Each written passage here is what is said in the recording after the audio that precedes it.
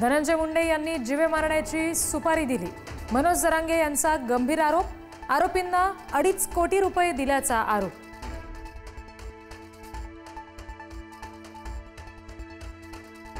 कोरेगाव जमीन घोटाळा प्रकरणामध्ये पार्थ पवार यांच्यावर गुन्हा का नाही, विरोधकांचा सवाल।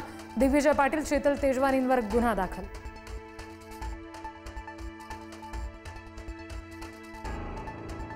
कोरेगाव जमीन घोटाळ्यातील मूळ जमीन मालक गायकवाड कुटुंबाचं पुण्यामध्ये आंदोलन, पार्थ पवार यांच्यावर गुन्हे दाखल करण्याची मागणी।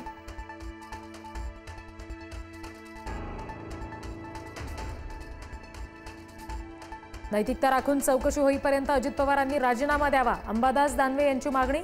खडसेंच्या राजीनाम्याची करून दिली आठवण।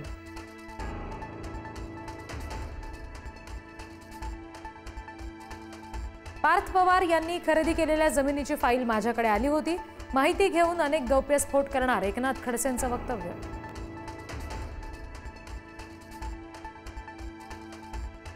पार्थ पवार कथित जमीन घोटाळा प्रकरणाशी माझा दुरान्वयही संबंध नाही, घोटाळ्याच्या आरोपांनंतर उपमुख्यमंत्री अजित पवारांचं स्पष्टीकरण। मुख्यमंत्र्यांनी जरूर चौकशी करावी, अजित पवारांनी केलं स्पष्ट। Thank you.